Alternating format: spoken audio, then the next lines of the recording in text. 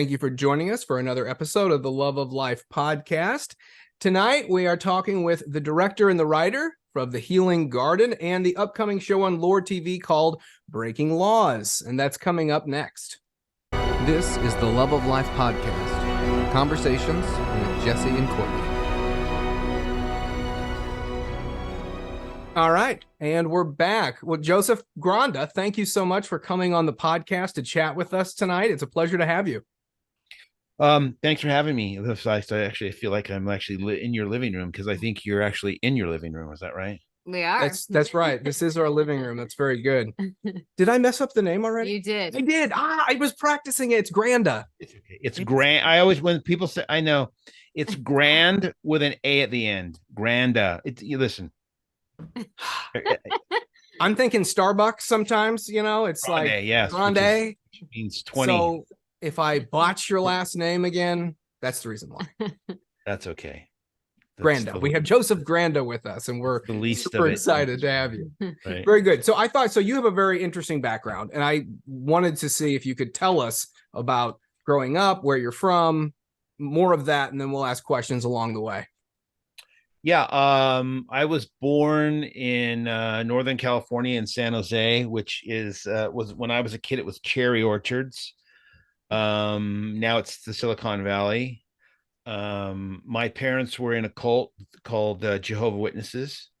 So they no longer show up at my door anymore because I start explaining to them the differences and where a lot of them don't even know where the origins of their religion came from. It's basically a drunk guy from Brooklyn. But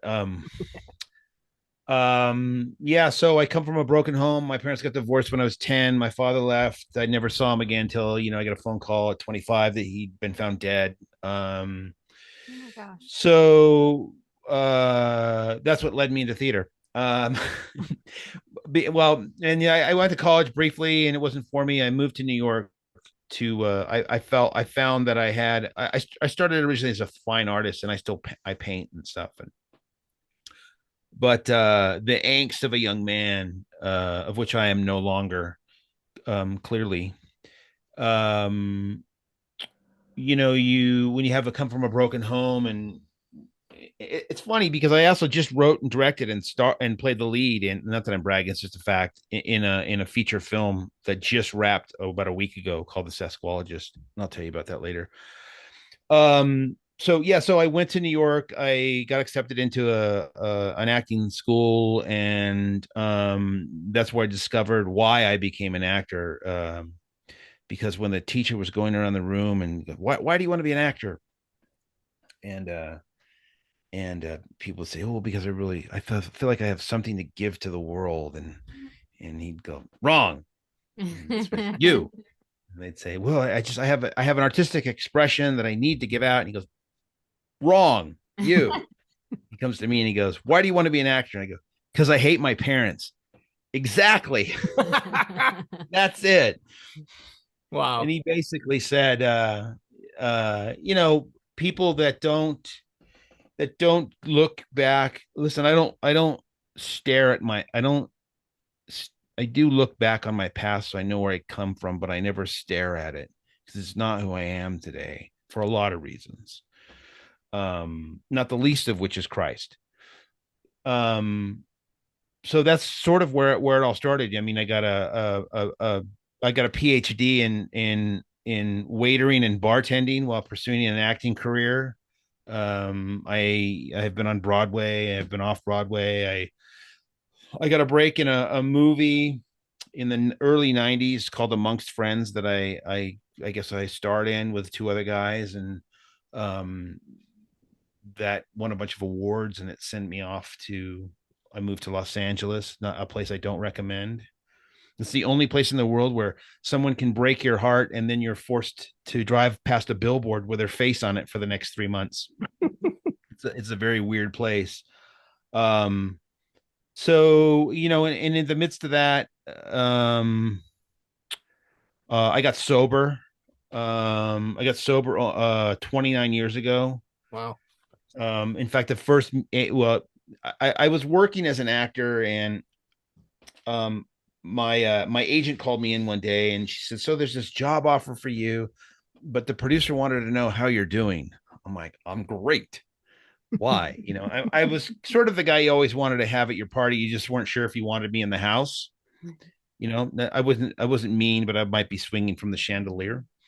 Um, not that I've ever seen a chandelier in anyone's home or um, and so I went to my first AA meeting in this place in Hollywood called the Log Cabin.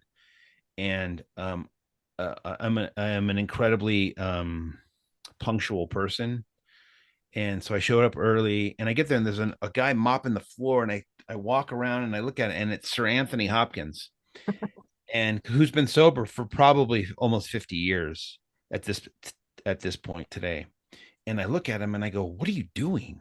And he goes, I'm mopping the floor. This is my commitment to this room. It keeps me sober. I go, this is my first meeting. And he goes, well, welcome, have some coffee. And I said, oh, I don't drink coffee. And he goes, oh, you will. And I've been drinking coffee ever since. So that was probably the first smart thing I did. I guess for myself, my father died of cirrhosis. I've since lost a brother to drugs and alcohol. So that really, really sort of gave me clarity living in this world of Hollywood, which is not then as nefarious as it is today. Mm-hmm. I mean, it still had its own, but it's just so in your face now. They're not trying to hide anything with whether it be Satanism or these constant movies about murder and kidnapping children. I was going to And ask so you just briefly yeah, about Hollywood specifically, if we can just pause on that kind of yeah. and just a little bit. Would you say Hollywood is overall as a whole, as an entity, satanic in nature? Do you think everything coming out partially? Do you think there's just secret groups within Hollywood? Just from your insider baseball knowledge, what would you say is Well, I don't. possibly going on? Because there's so much tweeted about out in the Twitter sphere that if you start reading some things, you just go, wow, like it really is just Sodom and Gomorrah completely. It's demonic in nature. But at the same time, having not lived there, I've never gone there. And many people who listen probably haven't ever been there themselves. Are the rumors, or do you think there's truth to them, or what is your thought? I can only, from experience, I'll tell you this. I have been to a seance in my life. I have seen channelers and mediums and who I've never met, who told me things about myself that, at the time I was a secular person. So I just thought that they would have this magical sort of thing. There are certainly levels of pure satanic worship in that town, but I think what my opinion of it is that people always think about demonic possession as like head spinning, googly eyes, speaking in tongue stuff, and I don't think that's what it is. I think demonic possession is a soft massaging and pushing of culture, and I think that's what's going on there. I don't think it's I had a friend who was working on a movie, and he was talking about the storyboards and the demons and what the demons look like, and I was like, where do you think that comes from? He's like, well, the artist, they imagine it. I said, no, that's put in your mind so that it looks scary and evil, because one of the things that Christians don't like talking about a lot, which I'm fascinated by, especially in the Old Testament, is the Nephilim and the Watchers and the magic that was going on and all those things, because demons are fallen angels. So here's my point. What I tell people, if you want to watch the greatest lineup of demons, just watch the Oscars. They're the most beautiful people. They have this nefarious underbelly that they're not aware of. They really think they're saving the world in many ways, right? Which they're really bringing it to this slow destruction. So to answer your question, there are certainly cults and demonic worship. There's a woman named Miriam Abramovich. She's a performance artist who holds these parties for politicians, and I mean, so yeah, I mean, I think I think that's how the dark forces work in culture. Right. Right. I mean, I've heard things, there's uh there's the adrenochrome type of stuff apparently where they're getting this adrenaline from children that they're torturing, and it's, there's demonic stuff wrapped around this apparently, but this is stuff that I've never actually physically seen. I continue to read about on Twitter and other social media sites that I go, maybe this is going on in Hollywood and this is how all the beautiful people stay beautiful, or maybe it is just overpriced plastic surgery. I don't know, but the truth all often lies in the middle, but you have to take that if the foundation of their ideology is child sacrifice, what's the difference if they're sacrificing them at 3 months or 3 years, 8 months or 8 years, or 10 years, like they're today wanting to have children cut themselves up because they're going through puberty and they're well, you have 5 kids. I mean, I assume some of them have gone through puberty at this point. They're almost there. Well, then I will pray for you. I only have one. Thank you. So it's a crazy time. I mean, I remember my parts of my life going through puberty and thinking all kinds of weird stuff about the world and who I was or wasn't. So sure. That's demonic. Yeah. Okay. So Hollywood definitely has, from even what you saw. There's amazing people in Hollywood too. That are kind and loving, and a lot. I'll tell you what, there are a lot of very genuine, creative, kind, loving, giving people in Hollywood that believe, because of that personality and behavior, they think they're going to heaven. Yeah. Just because of that. Yeah, sure. That if there's a loving God, well, of course, I've done good things. Right. And it just doesn't work that way. They don't like hearing that. Yeah. Okay. So we were at Hollywood. You were in Hollywood. That's where kind of your story was. And I paused you there, but feel free to continue. Yeah. So you did a couple of movies. Yeah, no, I worked a lot. I produced TV commercials. I wrote a bunch of screenplays. If you want to make a living in this business of any sort, which is very difficult, people think that, you work in the movies, you must have a lot of money. That's just not the case. Money doesn't really interest me as long as I can get by and do what I think I'm supposed to be doing. Yeah. What was the catalyst of interest for you growing up, or at a certain point, did you say, hey, I really like the movies and I really like writing. I'm going to see if I can give this a go and see if I can make a career out of this? Well, I initially was drawn to the arts and acting even more so because I knew that it would enrage my father, frankly. Sure. It worked out in many ways. So, I mean, I've always had a creative spirit. I wish I didn't at times. I'd probably have a much more lucrative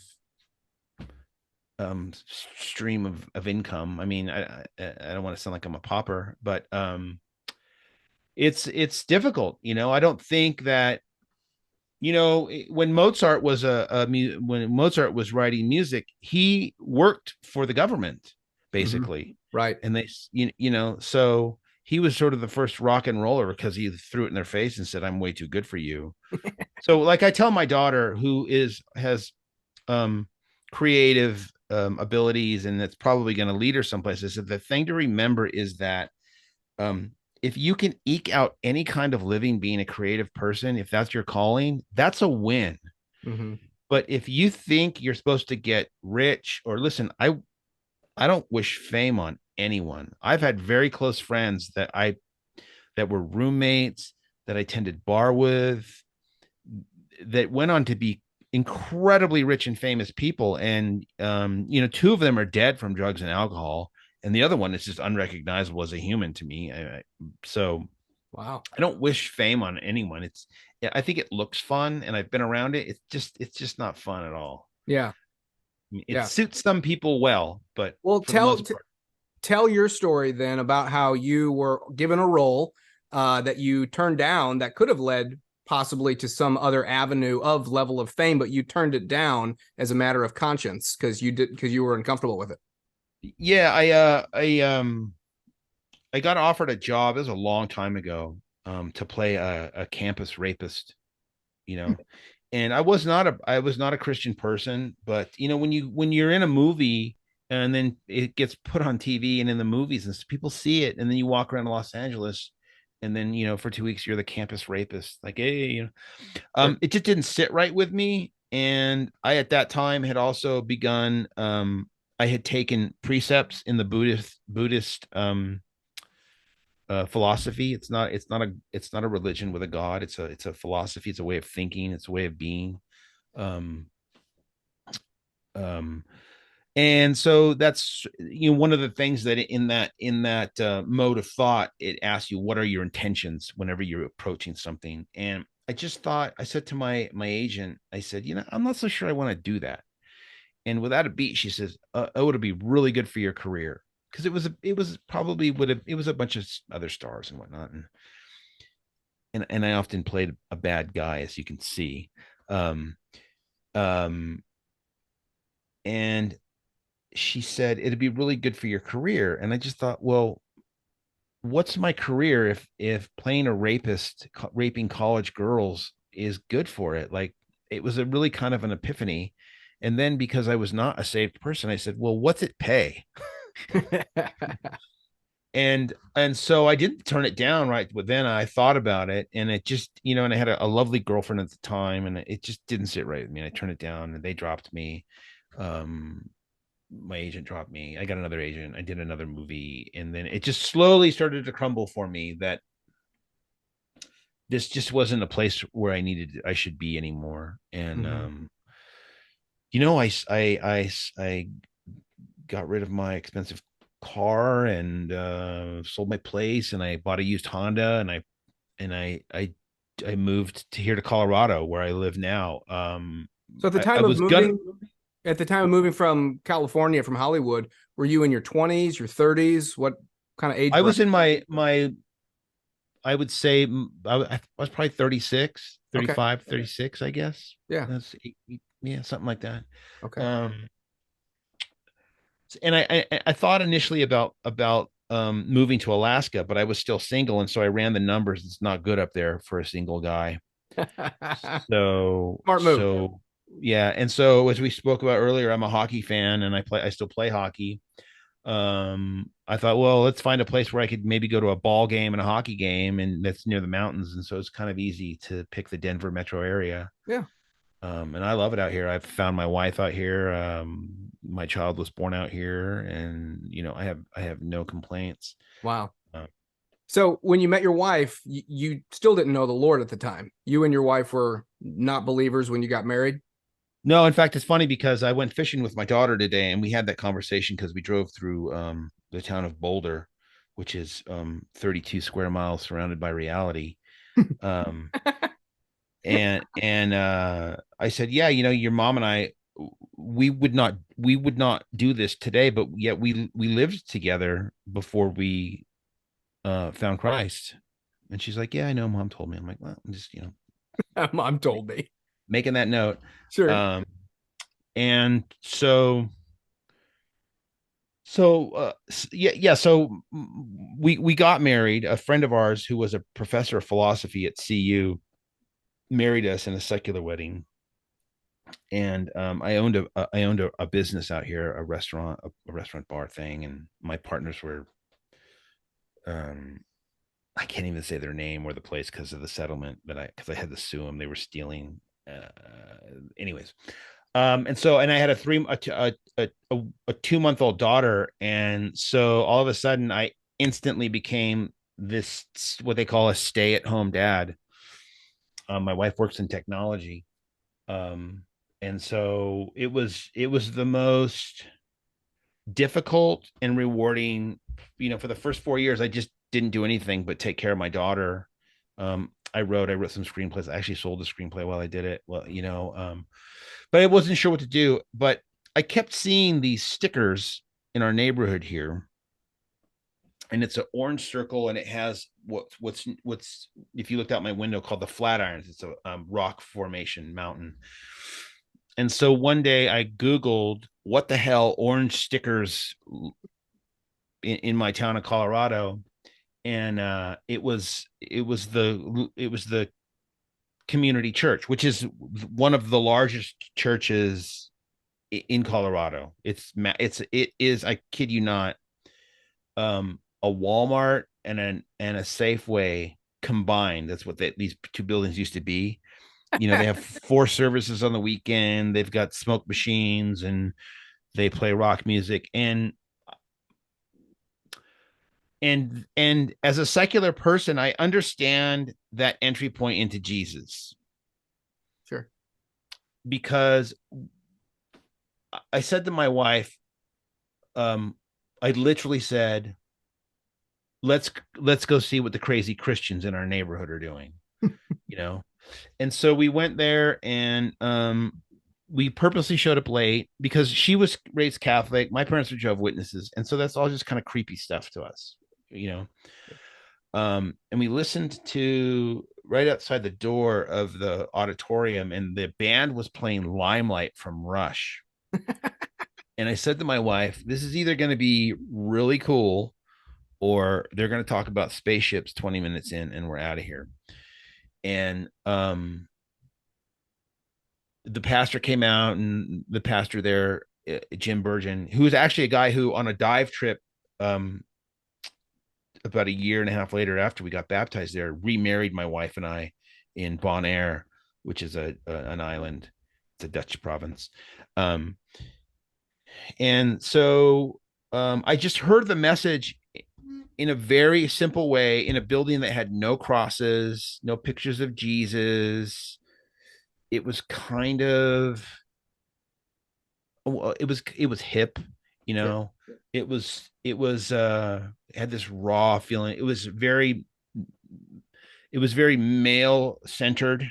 I mean, I look back now, it's not an accident. It's not it's a I hate to say this, but it's a marketing vibe to get people in. And we were in, and we listened. And so for the first 8-9 weeks, I spent trying to disprove everything I was hearing through research, through historical research, through counter ideas, and I couldn't do it. And at the same time, I had fallen away from my daily practice as a Buddhist, and I was a very, if you would say, devout. I lived in a Buddhist monastery for a couple months, where you don't speak all day long, and you have chores, and you just meditate. And was that easy for you to not talk? No, it's the most difficult thing I've ever done. It was more difficult than getting sober, because when you go someplace that you're asked to be silent, and there's no external, there's no TV, there's no radio, there's no nothing but sitting with your mind. It's a horrifying place. I liken it to what hell probably is, because yeah, I mean, in the literal sense, because when my daughter asked me about what is heaven and what is hell, and I said, listen, I don't know what heaven is, but it's probably not the way we see it, as floaty clouds and unicorns. And she says, why don't you think God lets us know about heaven? I said, well, probably because we would ruin it with our interpretation of it here. And she said, what is hell? And I said, my understanding of hell, from a theological perspective, I'm a Reformed Christian in a Calvinistic sense. And there goes all your listeners. No, actually, most of the listeners are probably like, all right, I know. We're on to the good stuff, but there's a few, I'm sure, that are no, I don't sweat any of that. I let people do that on Facebook. No, you're good. I said, it's heaven is being in the presence of the Lord, and hell is being in the absence of the Lord. It's in the great darkness. So, yeah. But that's what it was like. It's like all you are is stuck in this form with yourself and your own thoughts. But after a couple of days, Yeah. It's pretty amazing to flush out everything that's in your head. Yeah. And I still do meditation. I don't do obviously the Buddhist meditation, but Sure. Lectio Divino, there's all kinds of different sort of Christian meditation that one can do. Yeah, so we came to Christ, we got baptized, we became involved there. It changed my life. Mm-hmm. Becoming a Christian is it made my life better but more difficult because of all my time as a secular person, where there were so many things that I did that I thought, like, what's the big deal, whether it's casual use of pornography or I don't know, I don't drink, so, or just my mouth, I still have a salty tongue sometimes. Sure. But hey, the Apostle Paul used the word scubala, and so today that's translated as the S word. So interesting. I do drop that once. That's a fun one to use on occasion. Yeah. So yeah, so I don't, so we sort of, I think a church like that is good for people like me at the time who were very suspect of Christianity and needed a sort of a soft landing into it and a kind of a cool, but you've got to move on. How do you, let me ask you this. How do you go from jamming with Jesus with the fog machines and the marketing schemes and all that kind of world into a reformed understanding, Calvinistic now? That's a pretty big jump. And some people don't ever actually, I've seen in life, make that jump. How do you make that? How do you reach those particular Christians who may have that, I'll just call it a shallow understanding of that form of Christianity? How do you show them a better way? I wrote a screenplay for Douglas Wilson. Okay, that helps. you know who that is, right? Oh, of course. Yeah. Yeah. So I was feeling like I wanted a deeper understanding. I wanted because when the pastor there, and I'm not besmirching them because people get saved there. That's but I needed something. When he would bring up a Bible verse, you go, but that's kind of weird. So we'll just go past that. I was like, well, I want to know about the weird. Yeah. The other thing about Buddhism briefly is that Buddhism, it makes you into like a 15th century Roman eunuch, like, just like, it's okay, I don't, and like, I mean, and the whole karma thing and reincarnation is like, well, apparently the culture says that I'm like the top of the food chain as a white Christian male. So how much better can it get than this if I'm a good Buddhist? But so we were kind of feeling that, just feeling like stuck. And I don't think that my faith should be easy. I think it should be continually challenged. Like, it's like, listen, if a soft landing is all you can handle, that's fine. I'm not the moral arbiter of the world, the universe. That job is taken, thank God. But so we were looking, we kind of like, and some things happened. Most especially, we really left when the BLM stuff, and they just capitulated to that, when in fact I was hoping they would say is, all those people out there, they just need the gospel. The gospel will break down all the barriers between any race or creed or whatever.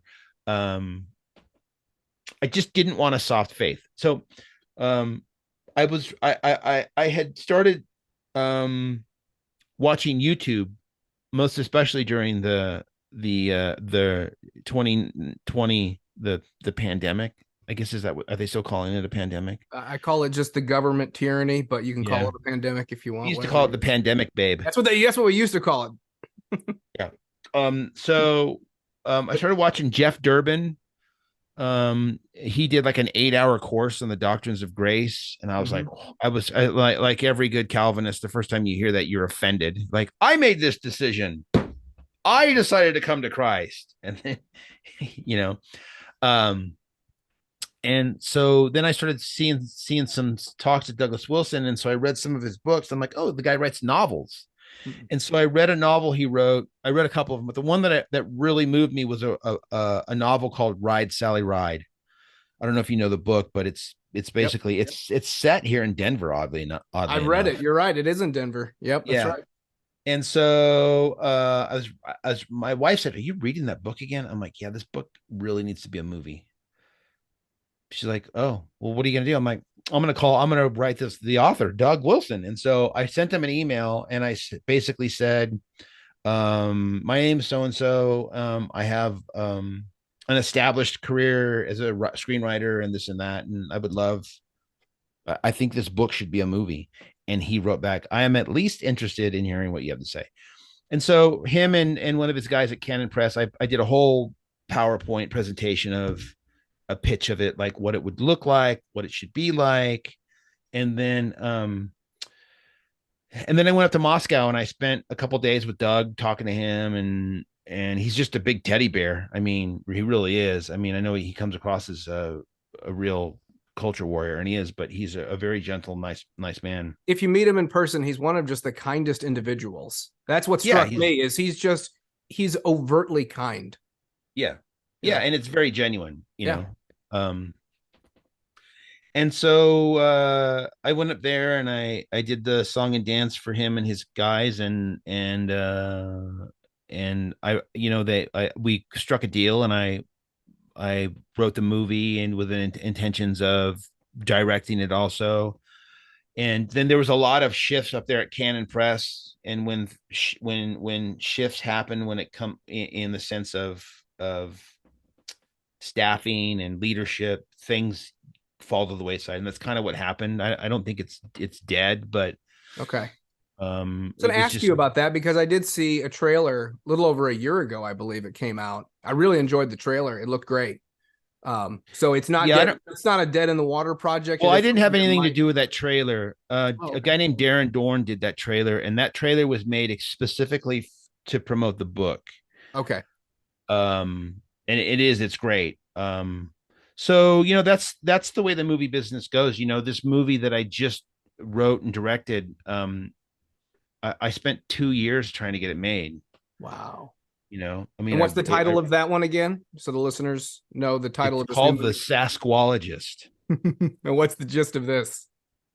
And so what it's about is it's about this researcher who's been tracking this one Sasquatch through Colorado for years, and he reluctantly takes a young kid with him to learn the ways of Sasquatch.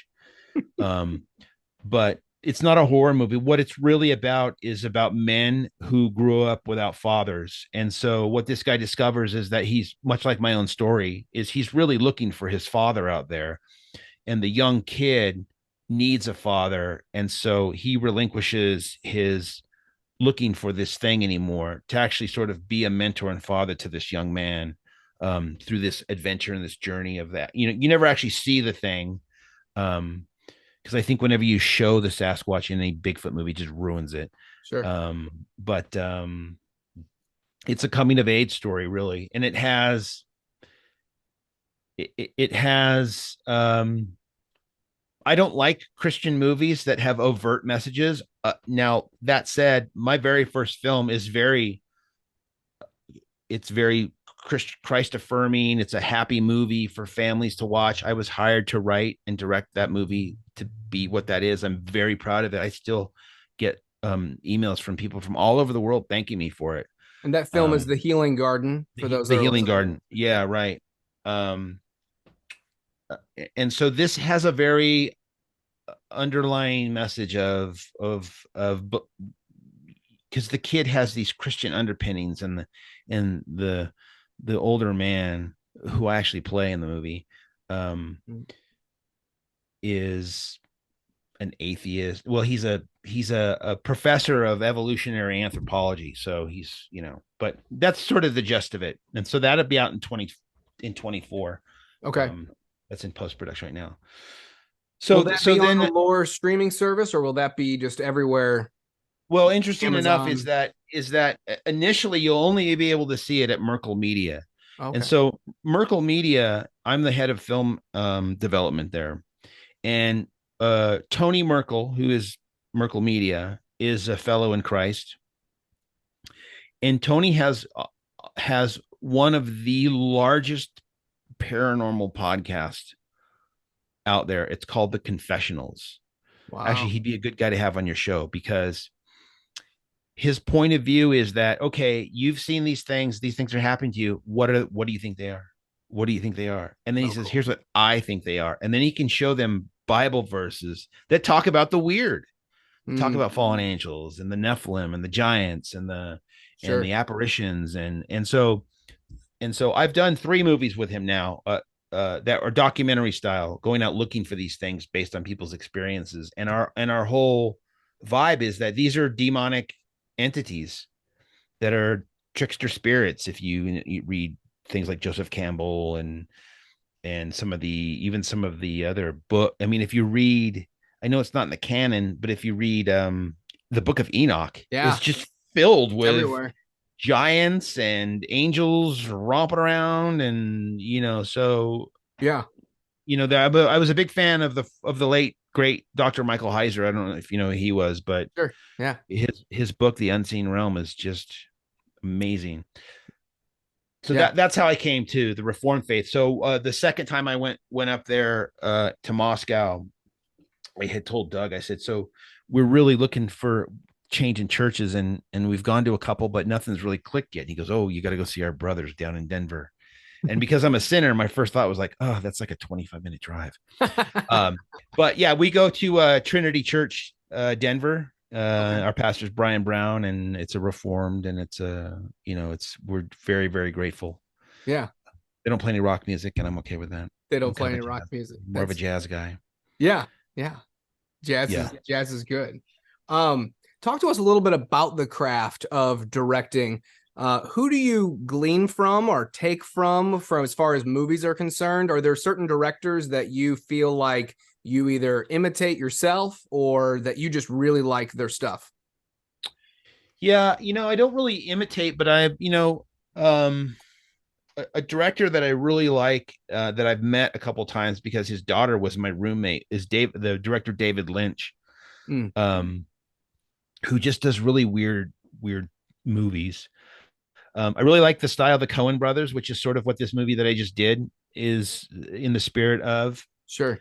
I like a lot of foreign films. I know this just sounds like a 57-year-old guy saying this, but they don't make movies like they used to. No, they don't. They don't make people like they used to. So I like a lot of, like I've been taking my daughter through films that I enjoyed in the 80s, like Goonies and Jaws. I mean, that was 1975, but sure, that are really grounded in stories and not, I don't know if people know this, but 90% of those superhero movies that you watch are all done on a gigantic green stage in Hollywood. I think we have Superman. I think we have superhero fatigue at least at some point. It's got to come, because for the last 10, 15 years, it's been nothing but the blockbusters essentially being these superhero movies that are all just made on green screen, same effects, same motifs, same plots, regurgitated over and over and over again. Some of them can be fun, but that's all we're getting out of Hollywood as far as the big stuff is concerned. Well, and the other thing too is that what people that aren't Christian don't understand is that they live in a completely constructed Christian world, whether it's the date, today's date. What does that come from?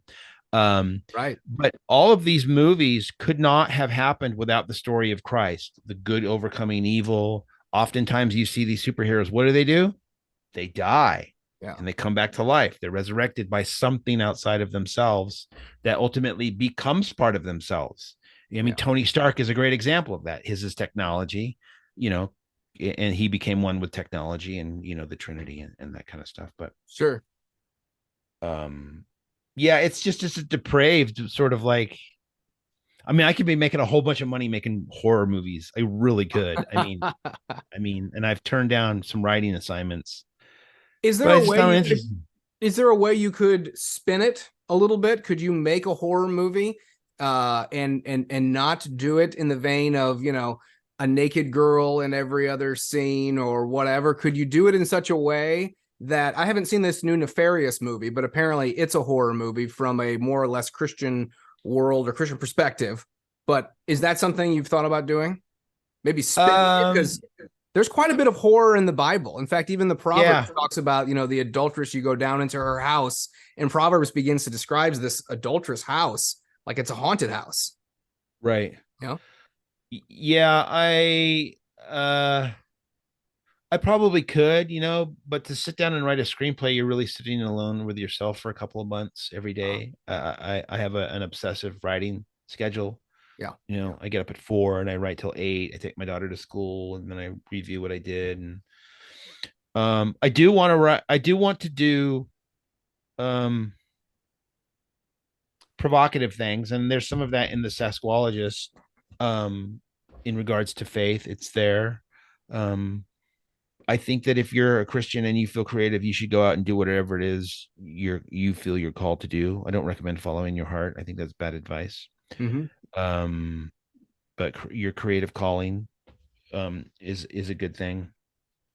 Yeah, I'm somebody who likes to poke the bear.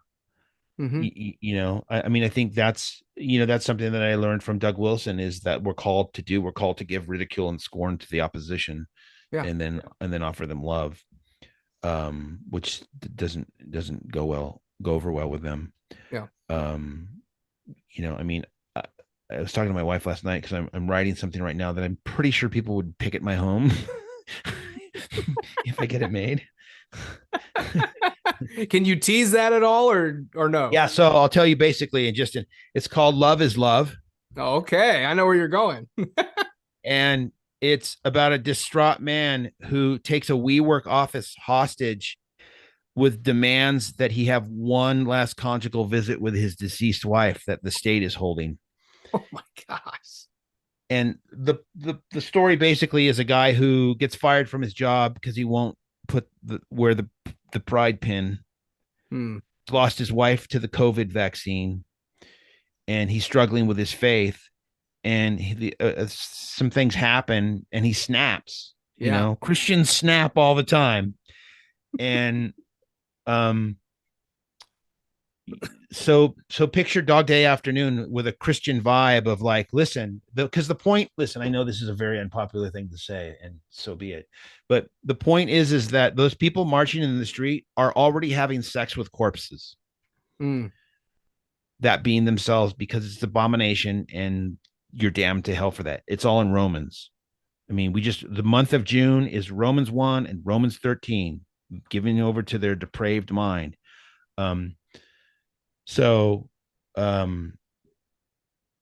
kind of what I'm working on now a little bit. I mean, as it comes to me, I know that sounds very, very, however you all take that out there, but with finesse and humor, you can realize that this guy doesn't really want to. But what he's saying is, if you can do that, where does it end? Yeah. Because all of this stuff about trans kid is all about that group of people, society, letting kids consent. And what does that consent lead to? Well, if they can cut themselves up and change their sexes, why can't they love a grown man? There you go. Yep. That's what it is. Yeah. Yeah. Well, I think that provocative nature too, hearkening back to Ride Sally Ride, Douglas Wilson's book, that's what he did with the sex bots. He tells this story that's very provocative, but also somehow he of course still kept it clean, but at the same time, he's still telling a very provocative tale here. And he's making a point about society and about what future society could theoretically look like. Yeah, what that story, Ride Sally Ride, is really about, and it's how I wrote the screenplay, it's a love story. It's a love story about a healthy, young, masculine Christian man in his early 20s who falls in love with a feminine, strong woman. He falls in love with his lawyer's daughter. That's what that story is really about. True. In the midst of insanity of men marrying robots, and that was my approach to it. It's a love story. That's good. Yeah. So Yeah. yeah. Which all of this, as we initially started to, has led me in my jovial rebellion to breaking laws over at Lore TV. Yep. I was going to get into that. You know, I'll just give you examples. You know, you live in Missouri, right? Yeah. And so on the books, they're still in Missouri in 1821. Men over 21 were taxed $1 a year, which is like $100 a year now, if not more, if they were still single, because they wanted to promote family and they didn't want single men roaming around town. You know, in Missouri also still, we're talking about ridiculous laws. Yeah. Is women, four or more women are not allowed to live under the same house if they're not related, because it's an old brothel rule. um you cannot, your kids, if it's still illegal, if you had a beer and there was beer still in that bottle or can and you put it in the garbage, it's illegal for your kid to take the garbage out because there's alcohol in it. But you know, if the secular people in Missouri, I'm sure if the kids want to change their sex, they just hop them up on drugs right away. But so the thesis of the show, Breaking Laws, is I'm going to travel around the country breaking these most ridiculous laws. Yeah. To see if I can get arrested, which odds are I probably can't. You know, but I want to take these silly laws and open up conversations with lawmakers and law enforcement about, you know, if we made this ridiculous law in 1891 and it's still on the books, do you think quite possibly we might be making some ridiculous laws now? And then in the end, I'll talk to a local pastor and ask him, you know, was it Romans 13, and have a discussion about Romans 13. But the point of all of this is that I saw Christians really struggle through COVID about where is the line. You know, it's pretty easy for me. The government can't tell me to stay in my house, and they can't force me to take a medicine. But there was nothing out there to address the Romans 13, the obey your government. God put these leaders here for better or for worse in our outcome. I mean, we have these evil leaders right now because God put them there, because we live in a wicked country. This is a horribly warmongering, corrupt country. I'm not talking about the people in the military, but I'm talking about the military industrial complex that has been continuously at war. And now they need this new war because they just ended another 20-year war that they failed. And so you want to talk about demonic possession and the soft massaging of possessing people. Like, what better place than children and war all over the world? You know, so I wanted to have a ridiculous way of getting into serious conversations. And so that's over at Lore TV at LOOR.TV, where you can help fund that show right now. And I hope to have at least the first episode funded by the fall, where I'm going to go out to Texas, where it's illegal to hold a wrestling match if you don't have a permit. But if that wrestling match is taking place inside the context of a theatrical production, it's okay. So I'm going to go out there and I'm going to go through wrestling school and get a costume, and I'm going to go to have a wrestling match and break the law, and hopefully have somebody from city council come and talk to us about it. And then I'll just start breaking into Shakespeare, and that'll make it legal. So yeah, Shakespeare makes everything legal as long as they don't take a pound of your flesh. Right. That could happen. You never know. So that's the first episode that we're trying to get funded over there. And, you know, on the topic of all of this, I know a lot of this I've talked about me and what I've done and things like that. And the one thing that I'd like to say about working in film is that none of this has been accomplished on my own. This movie I just did, I had an amazing crew that worked so hard. The crew in movie industry are really unsung heroes. There was people there who carried stuff, who brought food, who cooked food, who emptied an outhouse one day along with me. So it's really a team sport.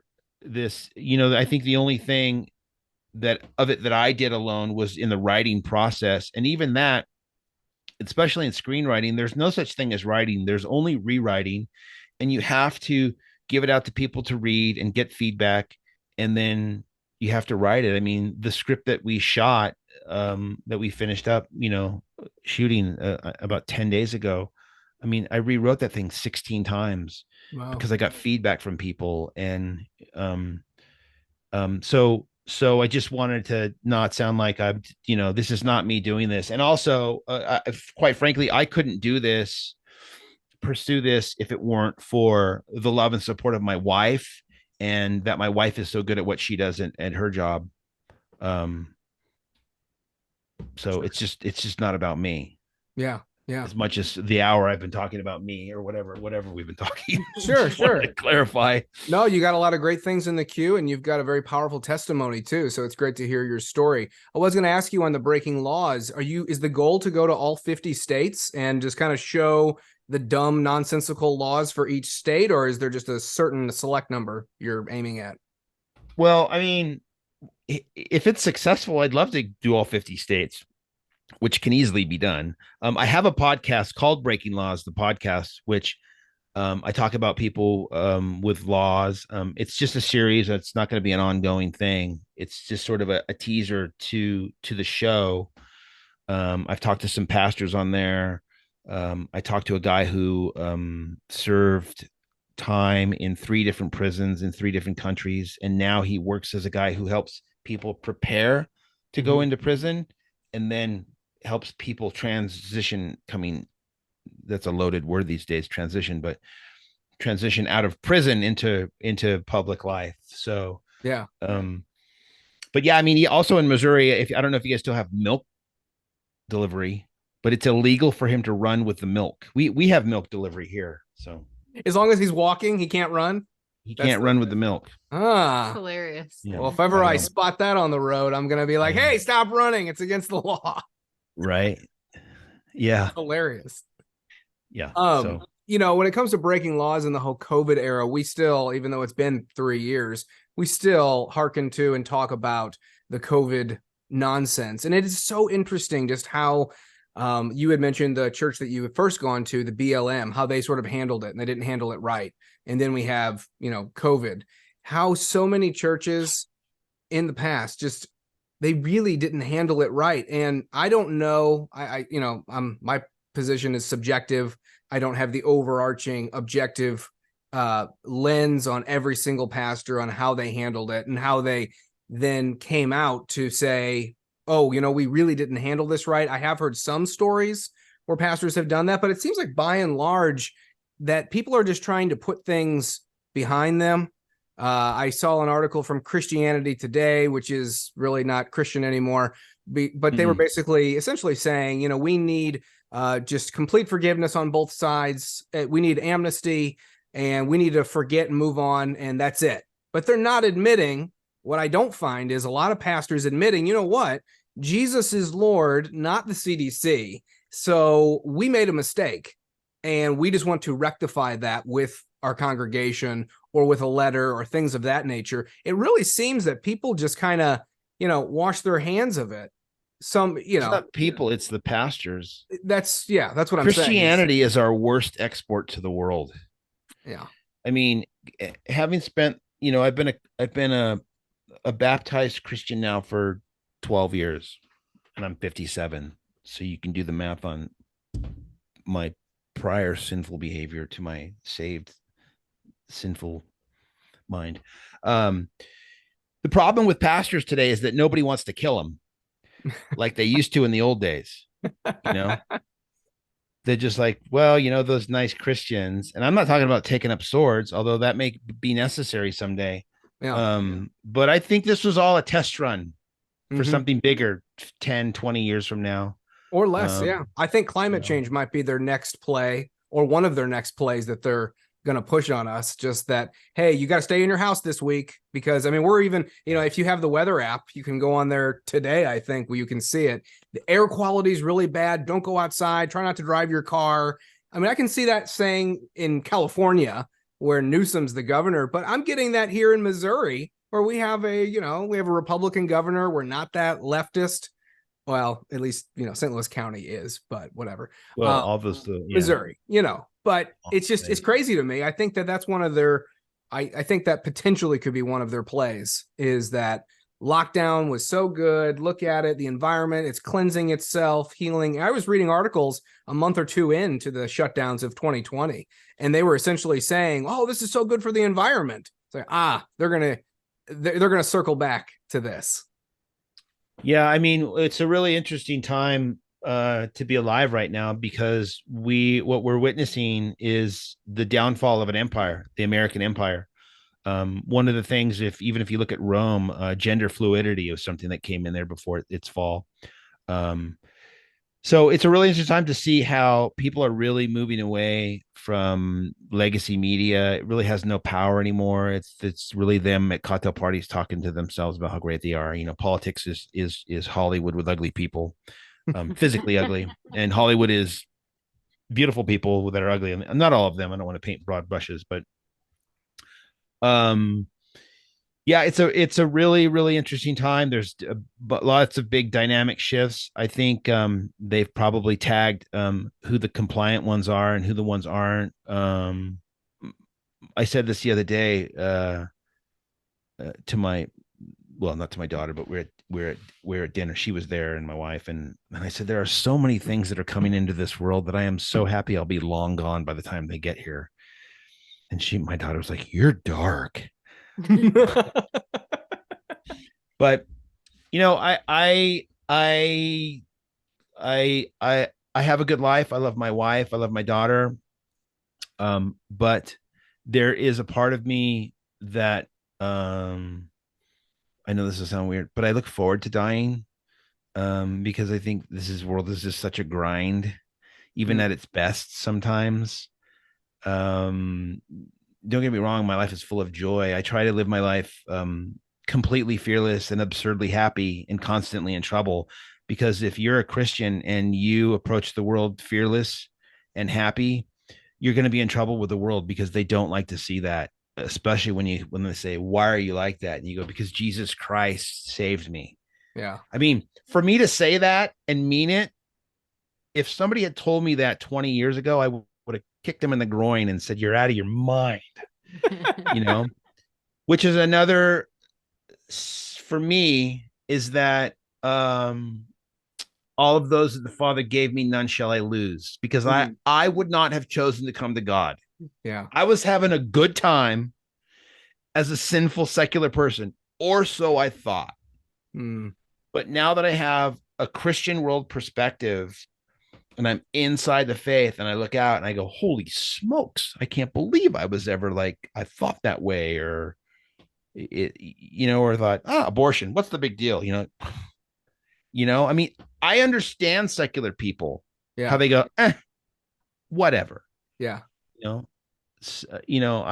mean, I don't understand the stuff now. They're cutting up kids and giving them pills because they play with a Tonka truck instead of a Barbie doll or whatever. But sure. Do you have questions? We know that you haven't questions. You haven't been here. I need to listen to the interview. Right. Well, we've gone through, I think, most of the best hits. Yeah, you've hit a lot of. He's gone through the hits of topics. I can tell. Yeah. Do you have any questions? Do you have anything from earlier podcasts that you may have thought, hey, I want to ask? If you covered this already without me, I apologize. But I know you talked a little bit while I was out of your faith journey. Was your wife right there along with you? Was her background different? Was that hard for her as you're searching for truth? Well, my wife was raised Catholic up to a certain, I don't know, teenage year, I guess. It's funny because Catholics, I don't get it. I have friends that are Catholics that are amazing people. That's between them and God and Jesus. The hierarchy of that system, I've got some problems with, but it's funny because my father-in-law was raised Catholic, and he's 80, and he has the shaky hands and stuff. And from all my years as a Buddhist, we used to do this meditation about imagining your death, and that you should think about your death every day because it's coming. And the purpose of that is so that you're not surprised when it gets here, whether it gets here by a bus that hits you or whether it gets here in your old age. And so when I look at my father-in-law, and he's got the shaky hands, and what he doesn't ever think is that this is happening because I'm dying. He just thinks there's something wrong with my body, and so when I get a knee replacement that I had, or I have some cancer or skin removed, it's because I'm dying. But people don't want to think about that. Now that I learned also in the Buddhist tradition. And when my wife and I first met, I would go to, I used to go, I went to this Buddhist temple here. Now I studied with a monk in Los Angeles for many years who literally walked out of Tibet because the Chinese wanted to kill him. And then I moved here near Boulder, Colorado. When I went to meet the monk at this one place, he was like a millionaire white tech guy with like little glasses and a bald head. And I was like, this guy's got nothing to teach me. But His name was so, Steve when I started getting, my wife is a very strong, very smart woman, but my wife lets me take the complete spiritual lead. But briefly back to my father-in-law. I tried to approach him about, like, what's your prayer life like? And he said to me, and I quote, it's actually I used this line in the movie, The Healing Garden. He said, I got baptized as a baby. Didn't that stick? I don't know. I said, I don't know. I don't know. Like, he got baptized as a baby, which, lots of Reformed people baptize babies. I guess I don't know. I didn't know what to tell him. I said, I don't know. But, so my wife, has just trusted me in sort of taking the lead on that. It's funny because I told the story earlier about how we came to Christ through a big, what do they call it? Mega church. Mm-hmm. And after like 9 weeks of going every Sunday and driving home and trying to disprove all this Jesus stuff, and I look over to my wife and I go, honey, I think we're Christians. And she goes, I think you're right. We got baptized 6 months later. And so awesome. So she was right there with you. Yeah. I mean, she's very involved in the church and, her women's group. And I think it's really important for men to be in men's groups. And there's a couple of reasons for that, is because, men have an incapacity to be honest in front of women about their feelings, about what's really going on. I learned that because when I got sober, I went to AA for a long time, which is a Judeo-Christian program. If you ever read what's called the Big Book of AA, it's a Judeo-Christian program. You just can't get around that. I mean, they try and willy-nilly around the word of God in it and stuff. But I had what's called a sponsor when I first got sober, and he said, "Yeah, you're a total liar. You need to stop going to meetings where there's women there." I was like, "Oh, okay," and I was able to like just be around men, and I was able to get really, really honest and really, really open. I just wasn't able to do that in front of women, and that's not an original story. There's nothing original about me. I'm having a completely normal human existence, and I just happen to work in movies. But my wife does the same thing. She has, the ladies group at the church, and they're and that kind of stuff. And I think those things are all important to yeah, get honest. Very good. Very good. Joseph Granda, it's a pleasure to have you. So people can see The Healing Garden. They can watch that on Amazon Prime. Last I checked. You can. There's lots of places, but that's probably the easiest place to get it. Yep. I've got a movie that's coming out next month called The Shape of Shadows, and with Tony Merkel at the Confessionals podcast, who, as I said, is a Christian guy who who has on these, he interviews witches and people who think they're warlocks, but then he comes back to them with a Christian like perspective of what's going on in their world. He's actually, there's some people that have come to Christ through his conversations. He doesn't take any credit for it. He's not like that. But and what this movie's about, it's called The Shape of Shadows. It's coming out next month. I produced it. We went and spent a week in the desert with the Ute tribe in Utah. And what we did is we camped on a bluff right above a place called Skinwalker Ranch, which is this place where all this creepy stuff has this really creepy history. And I kid you not, I stood there in broad daylight, and you'll see it in the movie, and with the cameraman, because we got there before. It's 4:00 on a Sunday afternoon. It's 102 degrees, and we filmed a UFO in broad daylight fly right in front of us. And I'm not a UFO guy. I called an ornithologist to try and disprove it. I showed him, and so then we spent time with the Indian tribe, and we were out there that night, and this thing comes back flying through and it's all lit up. And we're talking flying saucer UFO. It was stuff, a flying light thing. I'm not gonna, anyways. And so we're all freaking out, and I turn to the chief, and he goes, "Those are the sky people. They know you're here. They're performing for you." And so just to wrap it up here really quick. So he took us to their petroglyphs, which is the rock carvings. And as we're driving out there, he said, so you would think that people that are going to take their time to climb up on a hill and carve into rocks, which wasn't easy, whatever many hundred of years ago, would be about their harvests, their festivals, their celebrations. These petroglyphs were six-fingered giants with spaceships in the sky. And then that night we go to their tribal land for dinner. And as the producer, I'm the guy who says no to things.